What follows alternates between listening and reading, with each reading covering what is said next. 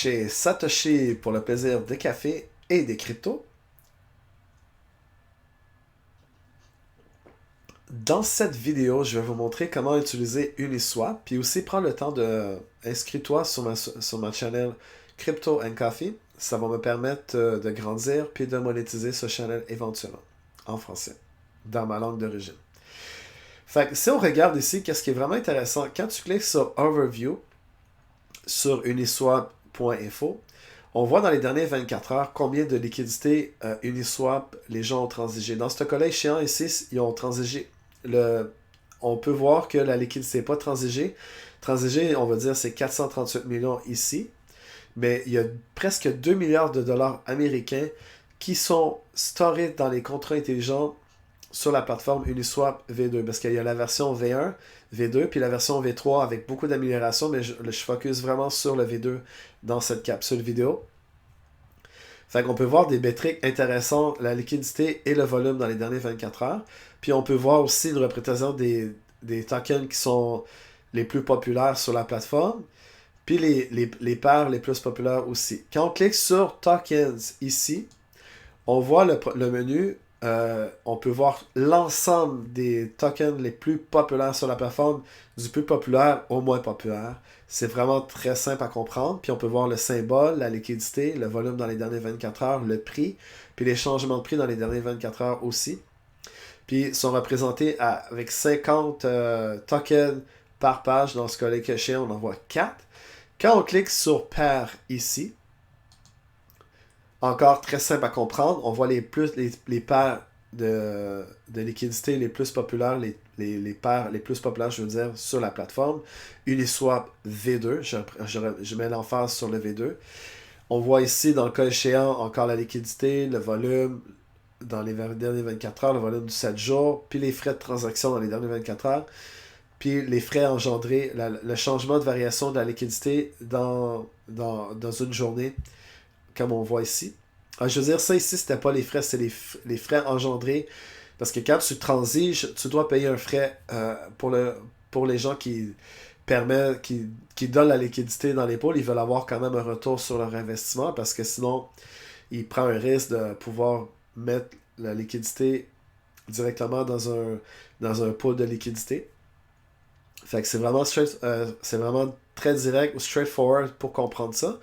On peut voir les top 50 tokens que la plateforme supporte, puis il y a 2 pages ici sur on appelle ça en anglais les top pairs, ou les paires les plus populaires.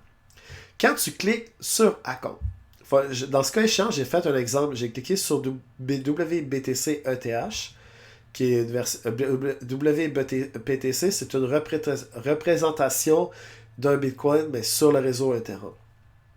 Fait que je clique ici. On va voir ce menu-là qui apparaît ici. C'est très simple à comprendre. Tu vois tous les paramètres du paire de liquidité qu'on voit ici, WBTC, qui est une version de Bitcoin, puis l'Ethereum, qui est la monnaie de Ethereum, qu'on appelle le ETH. C'est 2 paires les plus populaires sur le marché des crypto-monnaies. Puis comme tu regardes ici, on voit l'ensemble de liquidité de cette paire-là, le volume, puis aussi les représentations de... ça, c'est le nombre de tokens qui sont storés que les gens ont donné sur le contrat intelligent. C'est-à-dire, actuellement, il y a 19 015 BTC, ou de version Warpé qu'ils appellent, puis avec 583 726 Ether. Ça, c'est vraiment beaucoup d'argent dans ce contrat intelligent avec ça, c'est tout en argent américain, presque 400 millions. Puis on voit aussi que au début, c'était juste 6 millions, puis au début du mois, 9 septembre, ça a fait boum, boum, boum. Puis après, bang! Puis qu'est-ce qui est le fun aussi, c'est pourquoi les gens... Il faut toujours que tu donnes un bonbon pour que les gens puissent apporter leur liquidité directement dans le contrat des gens pour avoir un retour sur l'investissement. Puis c'est toujours un risque. On ne sait jamais ce qui va arriver. Mais Uniswap, il y a quand même une bonne réputation dans l'industrie. C'est un des premiers, ça fait longtemps qu'ils travaillent. Puis qu'est-ce qui arrive, ce que je trouve un peu déplorable actuellement, ça c'est un code open source, puis il y a beaucoup de gens qui actuellement ils font un artwork, ils prennent le code open source, puis ils l'emmènent à un autre, puis ils essaient de voler la liquidité, excuse-moi, directement dans la liquidité pool. Je vais prendre un peu de café en ce moment. Fait que, comme je veux dire, tout le code est là, ça veut dire que tu peux l'auditer, tu peux regarder si tu as les compétences techniques pour pouvoir, si tu connais le code. C'est vraiment l'open source, puis n'importe qui peut prendre le code, puis l'adapter, puis répliquer l'ensemble de ça. Mais c'est toujours mieux d'aller avec l'original, mon point de vue. Moi, tu as vraiment une idée originale, puis tu vas rajouter de la valeur dans l'industrie. Mais c'est toujours bon si tu prends du code source, mais le développer après, puis développer des nouveaux fonctionnalités, parce qu'il y a beaucoup de gens qui font juste copier pour faire de l'argent rapidement, mais moi j'aime plus ou moins ça, cette philosophie-là. Mais ça, c'est mon point de vue. Fait que, qu'est-ce que tu peux faire avec Uniswap? La première étape, c'est de donner de la liquidité pour générer du profit. Fait que quand tu cliques sur, mettons, tu as cliqué ici dans SkyChamp, tu veux donner de la liquidité pour cette paire-là, tu cliques sur le menu, mais là, il faut que tu rajoutes la liquidité. Quand tu cliques la liquidité, c'est cette interface-là qui va apparaître ici.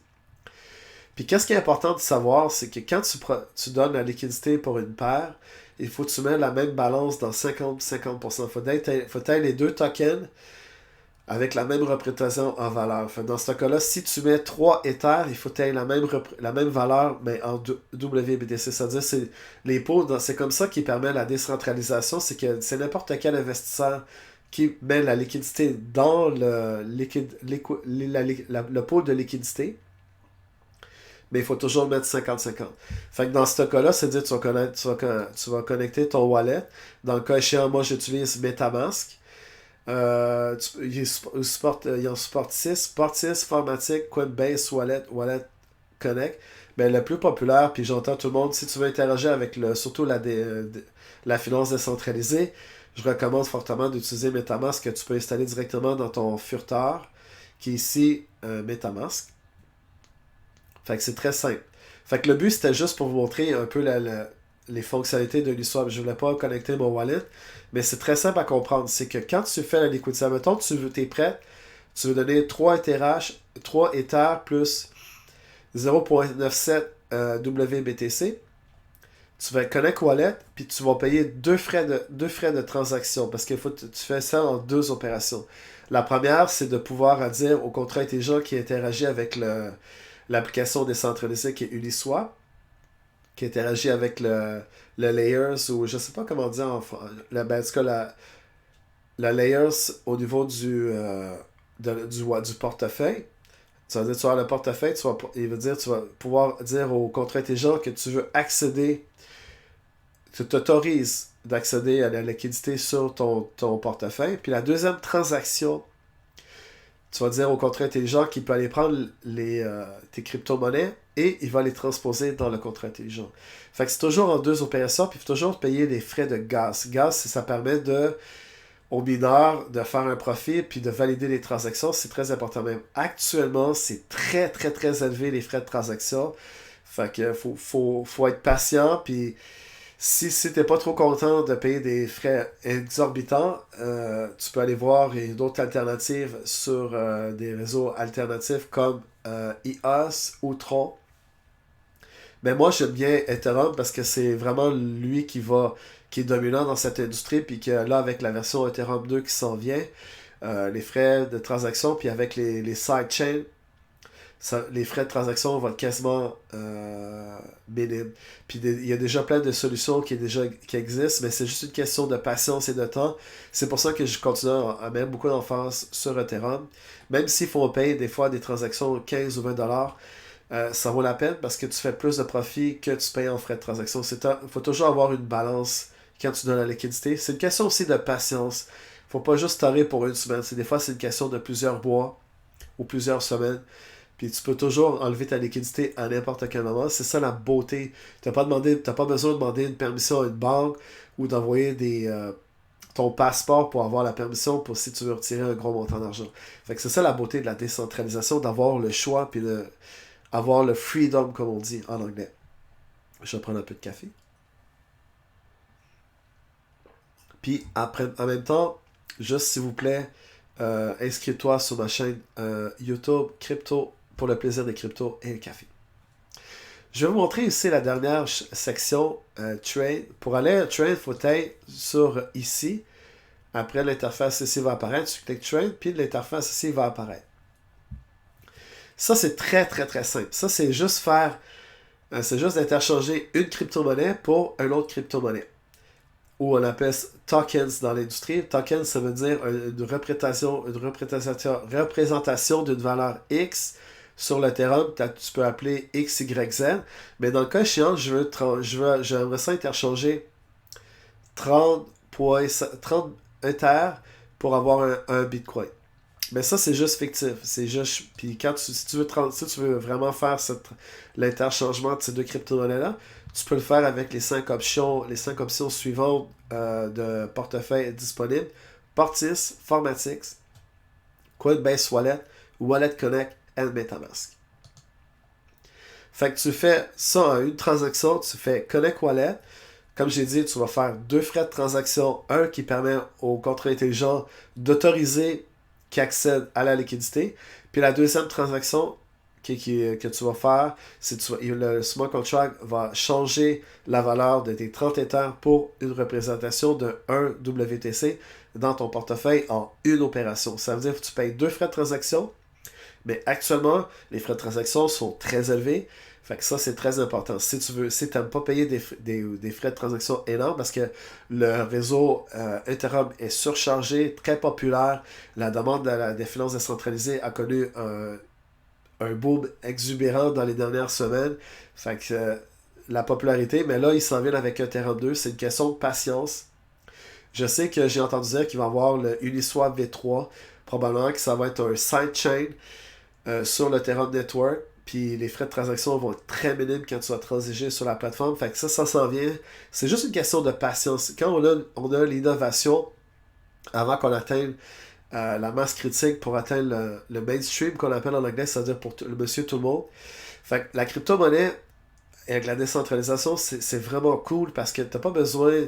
Tu peux avoir des valeurs, t'es maître de ton propre portefeuille. Puis c'est ça que je trouve intéressant avec tous ces paramètres de décentralisation, c'est que n'importe qui dans le monde peut interchanger une valeur X, Y, sans être obligé d'envoyer on appelle ça un serveur un trading exchange, où ça permet d'envoyer, faut que tu fasses, quand tu veux changer une crypto-monnaie, il faut que tu le fasses avec 3 transactions. Tu dois envoyer la crypto-monnaie, tu dois aller la mettre dans le liquidity pool, ou je veux dire, il faut que tu le swap d'une valeur X, Y, il faut que tu fasses la deuxième transaction, puis après, il faut que tu le retires du serveur, le serveur centralisé. Mais dans le cas d'un serveur décentralisé comme Uniswap, on appelle ça DEX, Decentralized Trading Exchange, qui en français, c'est un serveur décentralisé de trading, on appelle pour faire des trades. Mais dans ce cas-là, on appelle un des termes populaires aussi, c'est swap. Tu swaps une valeur X à Y. Fait que c'est vraiment très simple à comprendre. J'essaie de le vulgariser le plus possible pour que ça soit facile. Fait que faut toujours dire, il va falloir t'installes un MetaMask. Je vais faire aussi, dans une prochaine capsule vidéo, je vais vous montrer comment installer MetaMask. Très simple à installer. Puis c'est comment rajouter des crypto-monnaies dessus, puis comment l'utiliser du débutant au plus avancé. Mais au moins, qu'est-ce que je voulais dire, c'est définir comment qu'on... Puis une autre fonctionnalité très, très intéressante, c'est que tu peux interchanger pour n'importe quel tokens disponible sur la plateforme Uniswap. C'est juste, ton imagination, c'est juste à la limite de qu'est-ce que tu peux faire avec cette performance.